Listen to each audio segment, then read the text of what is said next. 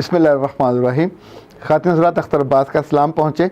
پچھلے دنوں ایک خاتون نے ایک جملہ لکھا، سچی بات ہے پڑھ کے یوں لگا کہ یہ سونے کے پانی سے لکھا جانے والا جملہ ہے، اور بہت کم جملے ایسے سننے کو ملتے ہیں۔ اس کے برعکس جملے تو ظاہر وہ بھی بہت سارے آتے ہیں، پر یہ جملہ جو تھا لکھا تھا عطیہ نے، اور اس سے پہلے جو جملے میں نے پڑھے تھے کسی نے لکھا کہ سر بڑے خوبصورت لگ رہے ہیں، سر بڑے پیارے لگ رہے ہیں، اور عطیہ نے لکھا تھا کہ سر آپ بہت ہینڈسم لگ رہے ہیں۔ خاتون حضرات، یہ جملہ آپ کبھی بھی سنیں، اول تو ہمارے کانوں میں پڑتا نہیں ہے، پر اگر کبھی پڑھے تو ظاہر بہت اچھا لگتا ہے۔ تو آج میں نے سوچا اسی ہلکی پھلکی موسیقی پہ بات کر لیتے ہیں کہ ہمارے ہاں اس ریجن میں جس پہ ہم اور آپ بڑے ہوئے، پیدا ہوئے اور یہاں فوت ہوں گے، یہاں کسی کی تعریف کرنی ہو تو دل کو کتنی تکلیف ہوتی ہے۔ کم ہی ہے جو منہ سے نکلے کہ تم اچھے لگ رہے ہو یا پیارے لگ رہے ہو۔ ہینڈسم عام طور پہ مرد ہوتے ہیں، خواتین کو خوبصورت کہنا ہو تو وہ بیوٹیفل ہوتی ہیں، اور بیوٹی دنیا بھر میں پچھلے 3-4 ہزار سال سے خواتین کی بیوٹی وینس سے ہی جڑی ہوئی ہے۔ وہ چاہے کلوپیٹرا ہو یا روم کی ملکائیں ہوں یا مصر کی ملکائیں ہوں یا ہمارے ایون مغلوں کی، ان سب کی خوبصورتیاں ان کے چہروں سے، ان کے نقش نین سے، ان کے رنگ سے، یعنی عورت کی خوبصورتی ساری اس کے جسم سے اور اس کے چہرے کے تاثرات سے جڑی ہوتی ہے۔ بہت آپ کو اچھا لگے گا تو اس کی آنکھوں کو کسی تشبیہ دے دیں گے، اس کے بالوں کو کسی سے تشبیہ دے دیں گے، اس کی جو جسم کی ساخت ہے اس کو بھی کسی نہ کسی سے تشبیہ دی جاتی ہے، چیتے ورگا لکھ۔ اور یہ طارق عزیز کا بڑا خوبصورت شعر تھا، اس طور پہ اس کے جو آنکھیں ہرنی جیسی ہوں گی اور بال جو ہیں وہ گھوڑے کے سموں جیسے وہ لمبے ہوں گے۔ پر مردوں کے بارے میں انسانی تاریخ میں جب جب بھی ذکر آتا ہے خوبصورتی کا تو اپالو کا ذکر ہوگا۔ مرد ہمیشہ وجیح ہوگا، مرد اپنے کپڑوں سے کم پہچانا جائے گا، وہ اپنی بہادری سے پہچانا جائے گا، وہ اپنی درگزر سے پہچانا جائے گا، وہ اپنی وجاہت سے پہچانا جائے گا، اور خاندان کو سنبھالتا ہوا پہچانا جائے گا، لیڈر ہوگا، قیادت کرتا ہوا پہچانا جائے گا، معاف کرتا ہوا پہچانا جائے گا۔ ہمارے عہد تک آتے آتے مردوں نے اور لڑکوں نے خاص طور پہ وہ 6 پیکس شروع ہو گئے، یعنی جن لوگوں کے نہیں بنتے وہ بیچارے اپنے جسم پہ پینٹ کرا کے وہ پسلیاں باہر نکالتے ہیں اور پھر کھڑے ہو کے دکھاتے ہیں۔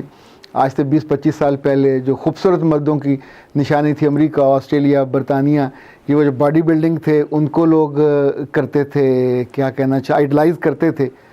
ایک دلچسپ بات میں نے نوٹ کی کہ ہمارے بالکل ساتھ کے یعنی اس بر صغیر میں جو اجنتا اور الورا کے غاروں میں مردوں کی تشبیہیں ملتی ہیں اور دیواروں پہ وہ ان کی کارونگ ہوئی ہے، ان میں سے کسی کا جسم ڈھل مل کرتا ہوا یا گوشت لٹکا ہوا نہیں ہے، یہ سارے وجیح ہیں۔ یعنی اس زمانے میں بھی اس کا مطلب یہ ہوا کہ 6-7 ہزار سال پہلے بھی جو مرد ہوتے تھے ان کا کسا ہوا جسم، اس وقت زمانے میں ظاہر پورا لباس نہیں پہنتے تھے، اور جو 2 چیزیں وہ پہنتے تھے لڑتے ہوئے یا لڑنے سے پہلے، اور لیکن جسم ان کا نمایاں ہوتا تھا، اور اسی طاقت کی بنیاد پہ ہی ان کو وجیح مانا جاتا تھا۔ انگریزی میں کسی کی تعریف کرنی ہو تو بہت لفظ ہیں، یعنی وہ ماحول کا، آپ کسی جگہ بیٹھے ہوں، کسی بات پہ خوش ہو گئے ہوں، amazing, wonderful, excellent, too good, یعنی یہ ان کی ڈکشنری کا مسئلہ ہے۔ وہ تعریف بہت اچھی کر لیتے ہیں۔ ہمارے ہاں اگر کسی نے تعریف کرنی ہو کسی مرد کی تو عام طور پہ یہ ہوگی کہ اچھا وہ تو حال تک جوان ہے، ایسے سارے بڈھے ہو گئے، یا کہیں گے اوے تیرے وال اصلی نے۔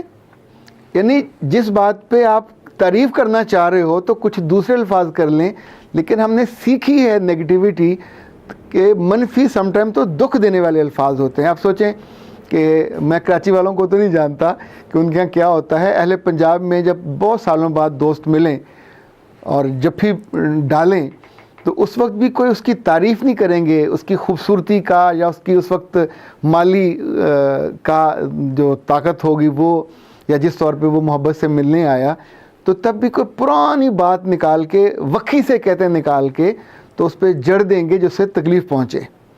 یعنی یہ کسی کی تعریف کرتے ہوئے جو اندر سے تکلیف ہوتی ہے ہم لفظوں میں بھی اس کا اظہار کر دیتے ہیں۔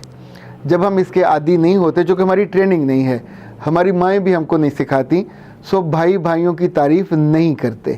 یوں جب بچپن میں نہیں کرتے, کامیاب ہو تو ہم تحفہ نہیں دیتے, اور اسے اس کی مرضی کی کوئی چیز مل جائے, دلہن مل جائے, تو بھی ہم اس کو مبارکباد نہیں کرتے, سیلیبریٹ نہیں کرتے.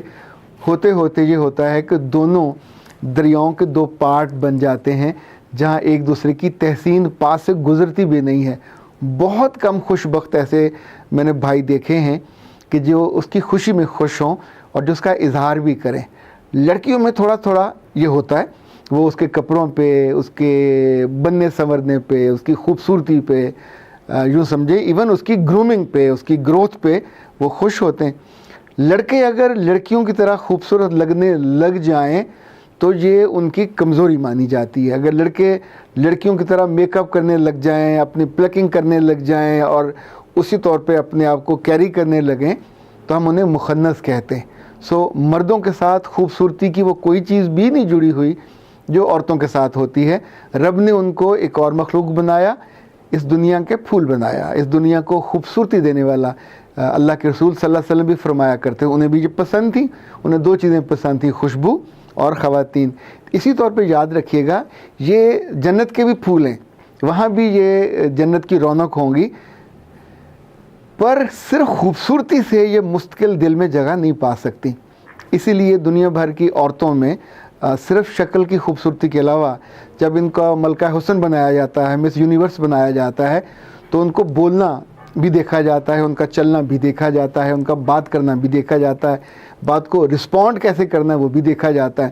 یعنی دکھنے میں آپ بہت پیاری ہوں اور جواب دینے پہ آپ لڑ پڑیں, جو بات آپ کو نہیں آتی ہے آپ اس کو ٹھیک سے رسپونڈ نہ کر پاؤ, تو یہ بھی خرابی ہے. اگر آپ سے رشتے نہ سنبھالے جائیں تو یہ بھی خرابی ہے. آپ سے ماحول میں ٹھیک سے کن لفظوں کا استعمال کرنا ہے آپ کو نہ آئے تو بھی خرابی ہے. آپ کو اٹھنا بیٹھنا نہ آئے تو بھی خرابی ہے. آپ کو کھانا پینا نہ آئے اور آپ کو بولنا نہ آئے تو بھی خرابی ہے. آپ کو بڑے چھوٹے کی پہچان نہ ہو تو بھی خرابی ہے. ہر وقت ڈیمانڈ ہی ڈیمانڈ کرتے رہو تو بھی خوبصورتی ماند پڑ جاتی ہے, ماند نہیں پڑتی, ماند پڑ جاتی ہے. اور مردوں کے ہاں جو وجاہت ہے, اگر آپ پہلوان ہیں, اگر آپ باکسر ہیں, اگر آپ وہ ہیں ہی مین ہیں, پر آپ دلدار نہیں ہیں, آپ کی آنکھوں میں حیا نہیں ہے, آپ صاحب کردار نہیں ہیں, کریکٹرفل نہیں ہیں, تو خوبصورت یا ہینڈسم نہیں ہیں.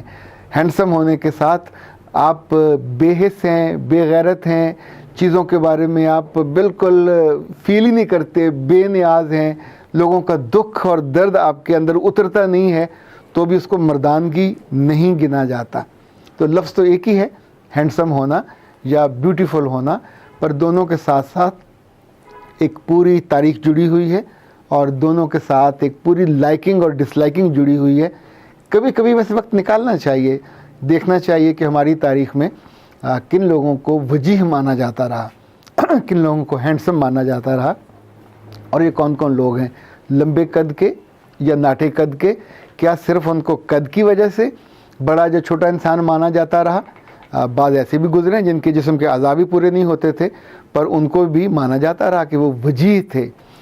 مردوں کے جسم کا بھاری ہونا, ان کے چہرے کا بھاری ہونا, ان کے بازوؤں کا مضبوط ہونا. اگر آپ کو یاد ہو تو بابر جب آیا تھا ہندوستان تو اپنے محل کی دیواروں پہ, ظاہر بڑی بڑی دیواریں ہوتی تھیں, تو دو لوگوں کو, ایک اس بغل میں ایک اس بغل میں لے کے وہ باقاعدہ دیواروں پہ بھاگا کرتا تھا. ویسے ابن انشا نے تو اس کا بیچارے کا مذاق اڑایا تھا, لیکن یہ کہ یہ بھی طاقت کی علامت ہوتی تھی. یہ جو تیمور تھا, تیمور لنگ, اس کی ٹانگ ایک نہیں تھی, یعنی کمزور ہوگی یا شاید چھوٹی, مجھے پوری ڈیٹیل اس کا اس وقت ذہن میں نہیں ہے, لنگڑاتا ہوگا, تو اسے تیمور لنگ, وہ بھی جنگ میں ہوا تھا. 70 سال کی عمر, when he was 70 years, اور موت کے قریب پہنچا ہوا تھا, اور شاید حکمان نے اس کو بتا بھی دیا تھا, تو اس نے اپنی فوجیں نکالی اور نئی جنگ کے لیے لڑنے کے لیے چل پڑا. اور رستے میں وہ جنگ کے لیے جاتے ہوئے رستے میں وہ اپنی طبعی موت مرا. تو اس کی بہادری اور اس کی وجاہت کا تعلق اس کی ٹوٹی ٹانگ سے نہیں تھا. اس پہ اتنی کتابیں لکھی گئی ہیں تیمور کے بارے میں. انگریزی میں, انگریزی کے جو بہت سارے تاریخ دان ہیں, بڑی عمدہ کتابیں لکھی ہیں. اس میں اس کی جو ویجیلنس ہے اس کا بھی بہت ذکر ہے. لوگوں کو جانچنے کا اور آنکنے کا اس کا بہت ذکر ہے. آج کی دنیا میں ہمارے ہم میاں منشا ہوں یا انڈیا میں یہ پریم جی ہاشم جی ہوں یا امریکہ میں یہ جو ہیں اپنے بل گیٹس اور آئی فون کے جو تھے اسٹیو جابس، ان سب کے بارے میں جو چیزیں کہی جاتی ہیں وہ ان کی خوبیوں سے جڑی ہوئی ہیں کہ لوگوں سے ڈیل کرنا کیسے کرتے تھے، لوگوں سے انٹریکٹ کرنا، بدتمیز ہیں، بد تہذیب ہیں، لوگوں کا انتخاب کتنا عمدہ کرتے ہیں.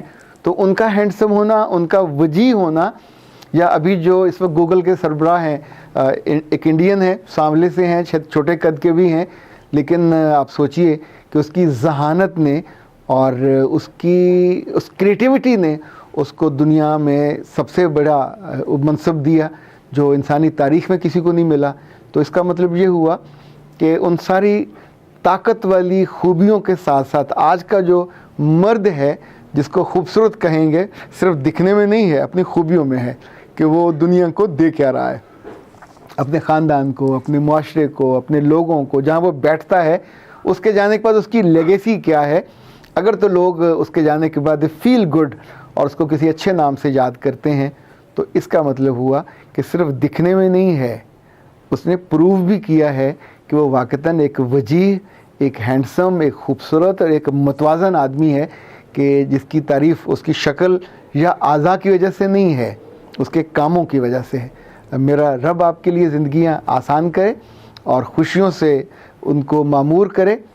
لوگ آپ کو وجیح طور پہ جانیں، لوگ آپ کو آپ کی خوبیوں سے جانیں، آپ کی خامیوں اور خرابیوں کا ذکر کر کے نہ خود دکھی ہوں نہ آپ کو دکھی کریں. اختر عباس کو اجازت دیجیے.